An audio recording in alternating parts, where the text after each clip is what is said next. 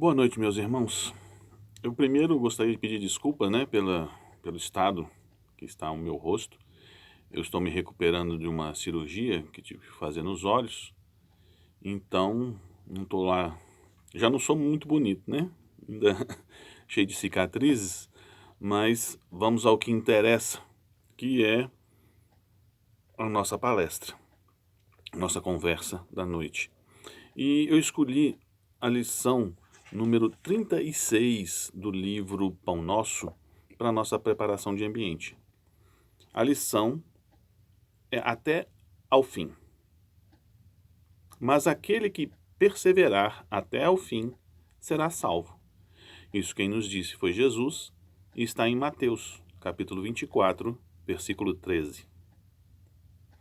Aqui não vemos Jesus referir-se a um fim que simbolize término, e sim a finalidade, ao alvo, ao objetivo.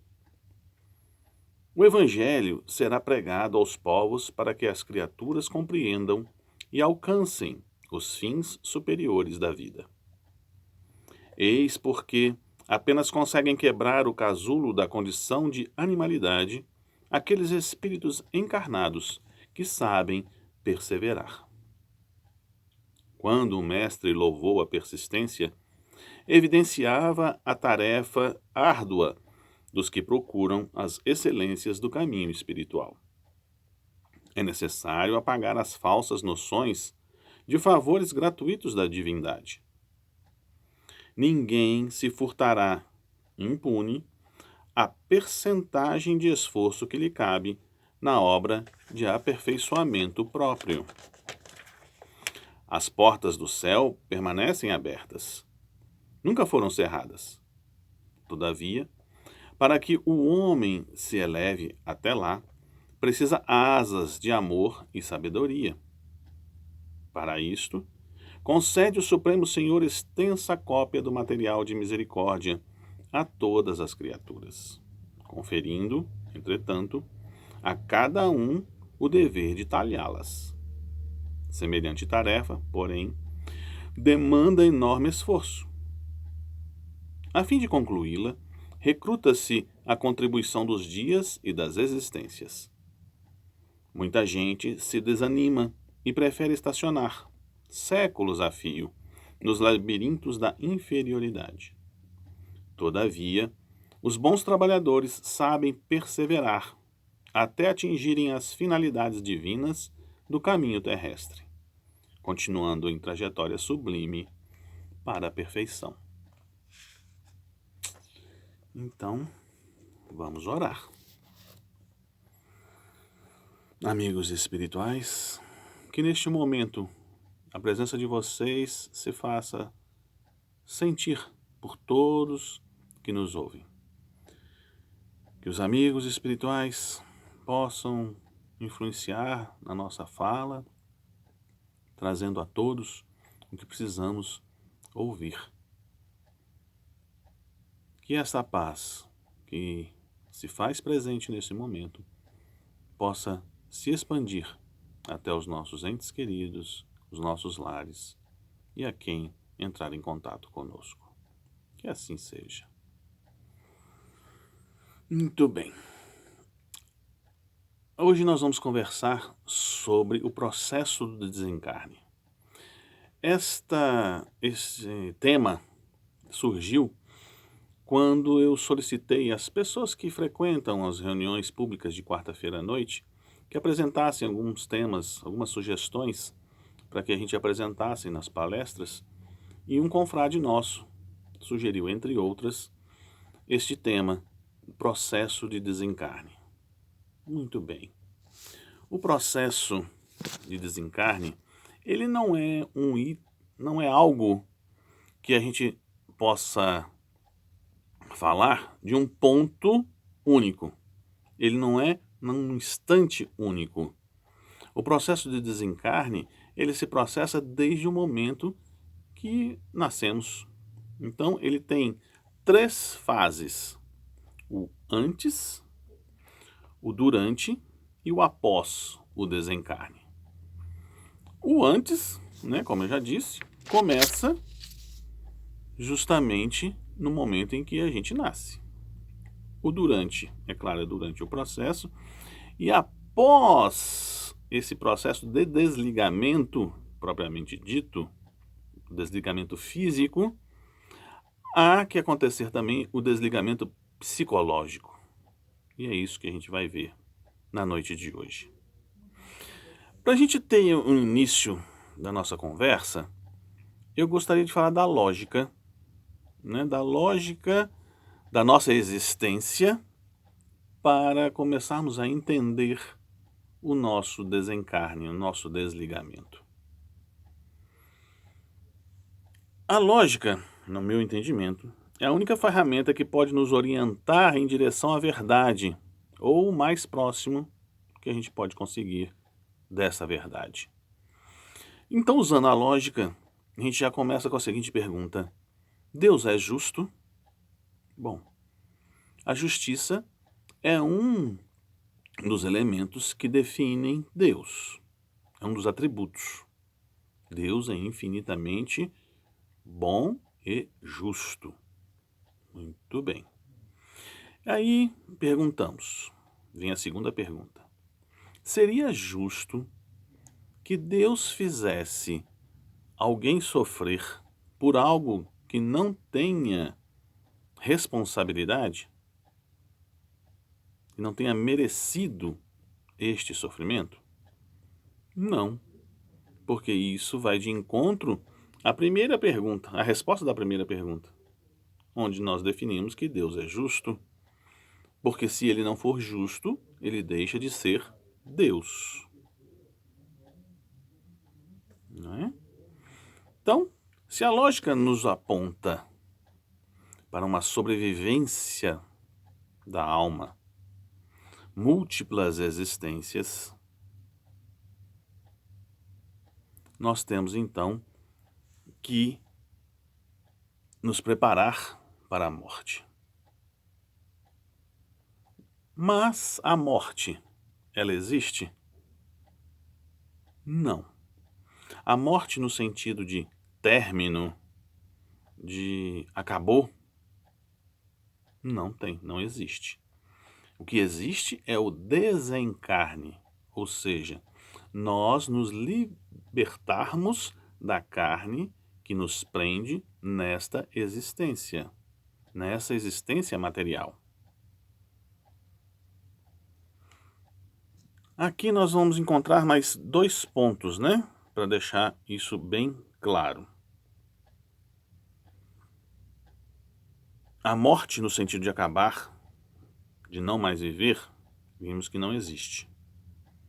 Ou seja, já sabemos e entendemos pela lógica de que a morte não existe.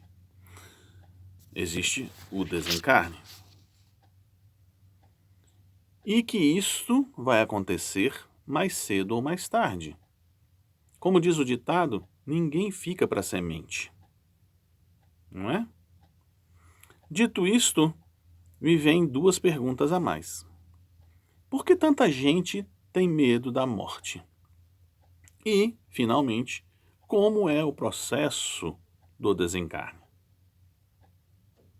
Então, na primeira questão, por que todo mundo tem medo da morte? Né? Há o desconhecimento da maioria sobre a sobrevivência da alma, sobre essa lógica que nós vimos anteriormente. E é interessante que o Kardec também fez essa pergunta, e ela está lá no Livro dos Espíritos, que é a questão 941. A pergunta é a seguinte: para muitas pessoas, o temor da morte é uma causa de perplexidade. De onde lhes vem esse temor, já que tem diante de si o futuro? Vem a resposta. Não há fundamento para semelhante temor. Mas, que queres? Desde a infância, procuram convencê-las de que há um inferno e um paraíso, e que mais certo é irem para o inferno, visto que também lhes disseram que o que está na natureza constitui pecado mortal para a alma. Assim, quando essas pessoas se tornam adultas, se tiverem um pouco de discernimento, não poderão admitir tais coisas e se tornam ateias ou materialistas. É dessa maneira que são levadas a crer que nada mais existe além da vida presente. Quanto aos que persistiram em suas crenças da infância, esses temem o fogo eterno, que os queimará sem os consumir. A morte não inspira ao justo nenhum temor, porque com a fé ele tem a certeza do futuro. A esperança o faz esperar por uma vida melhor, e a caridade, a cuja lei obedece, lhe dá a segurança de que não encontrará no mundo, para onde terá de ir, nenhum ser cujo olhar lhe deva temer. Vejam aqui no finalzinho, né? No mundo para onde terá que ir. Ou seja, não adianta lutar contra isso. Então, se não adianta lutar contra isso, vamos tentar entender, vamos compreender isso.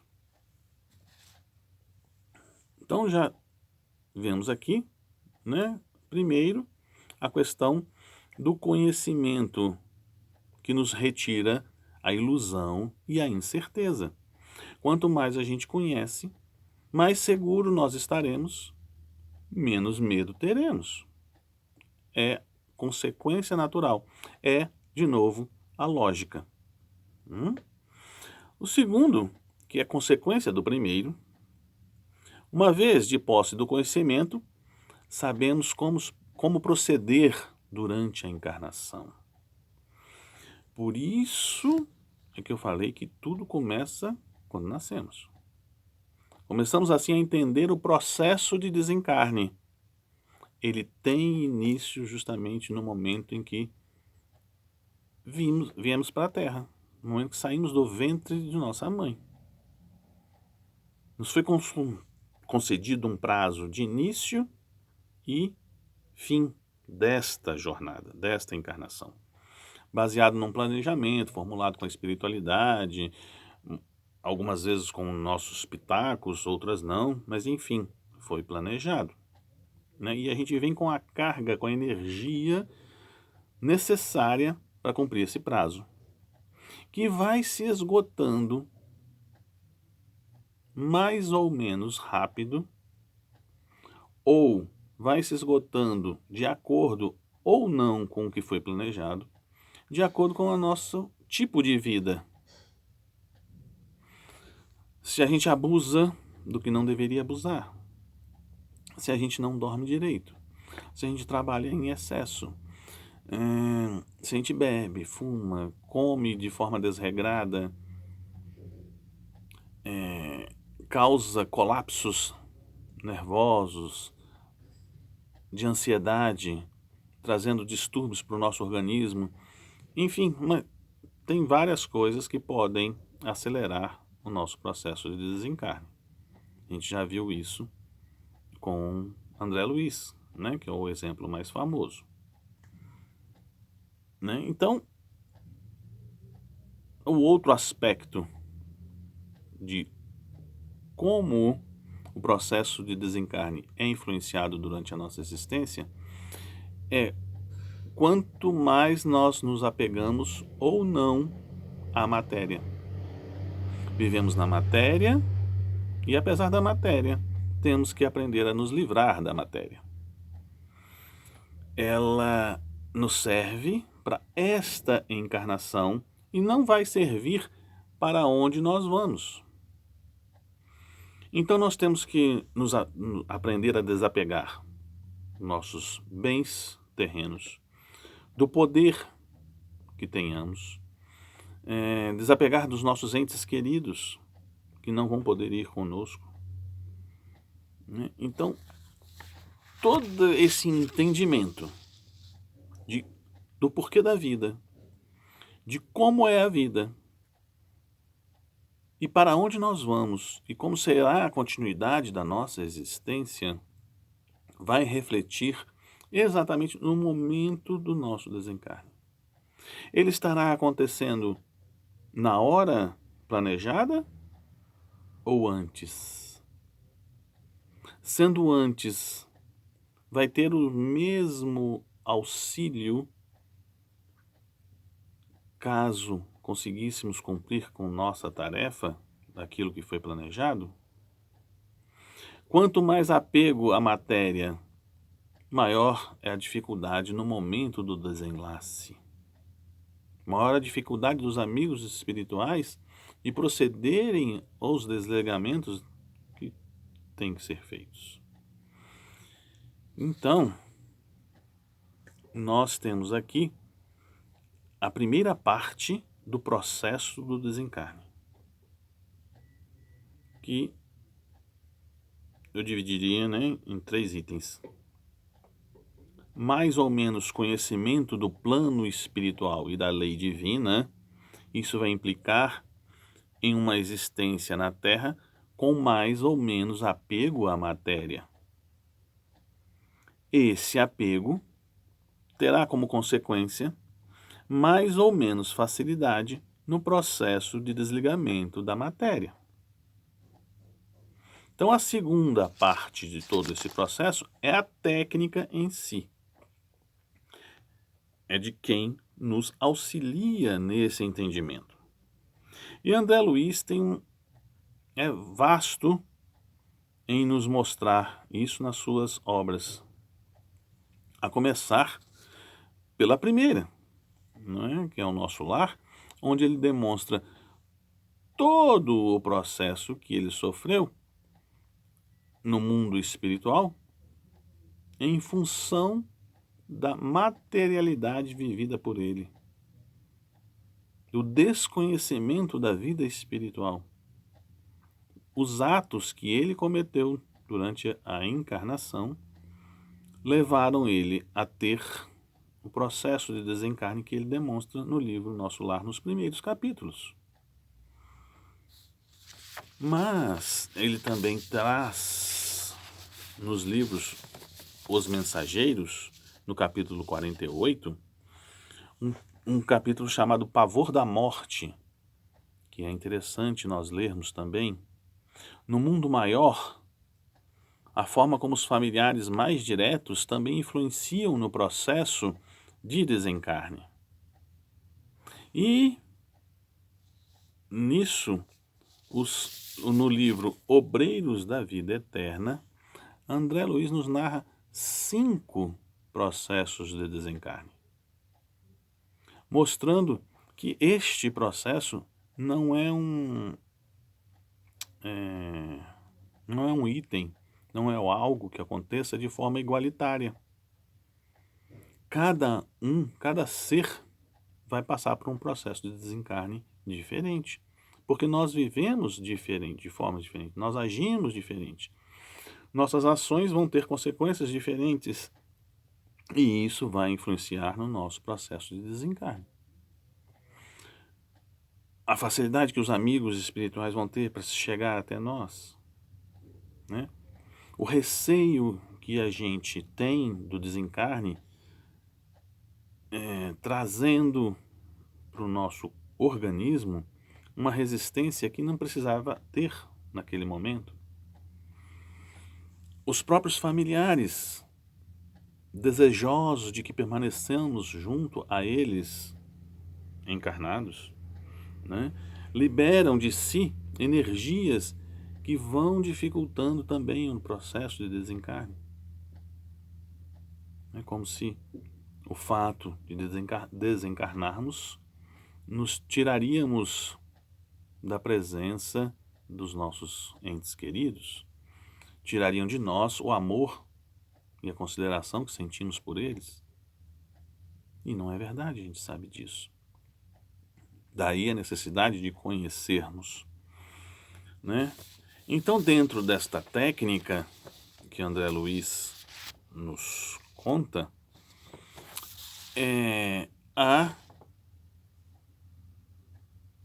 a insensibilidade do vago, Ele narra os passos, é claro que são os passos macros, que os técnicos, aqueles espíritos que estudaram esse processo e estão aptos e foram cedidos a eles esse tipo de serviço, né?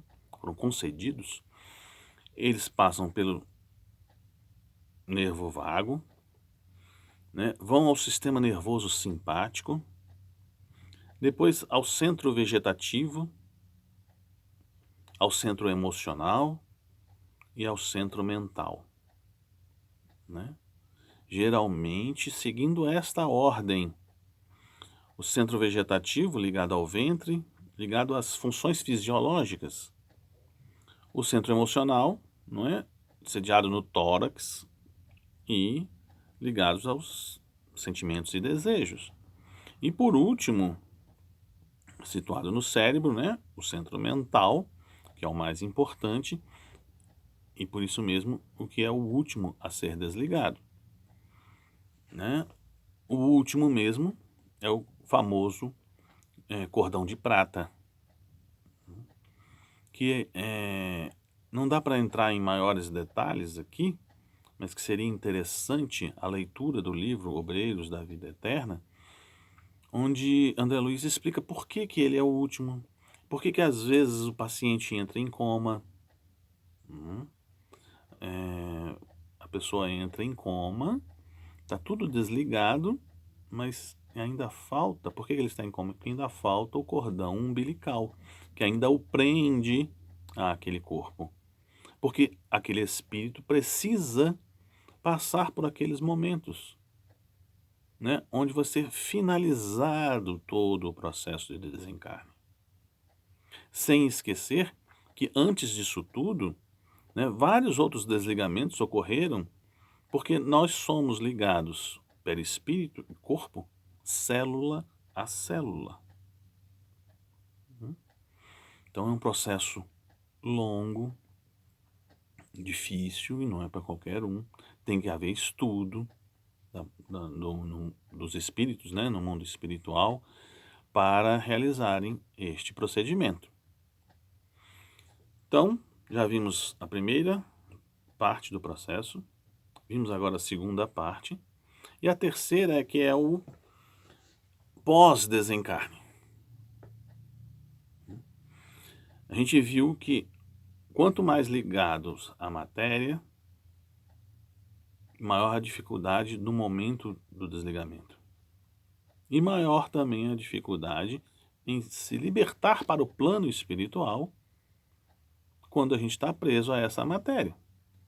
Às vezes acontece de todo o corpo estar desligado fisicamente, mas o espírito permanece ligado, colado ao corpo, porque ele não aceita a morte, não aceita o desencarne. Para ele, morreu, acabou, que é o significado de morte, realmente. Mas só que ele se encontra num plano espiritual, vivo, com todas as suas funções, todos os seus sentimentos, né? Todos os seus pensamentos, as suas ideias. E ele não sabe o que fazer.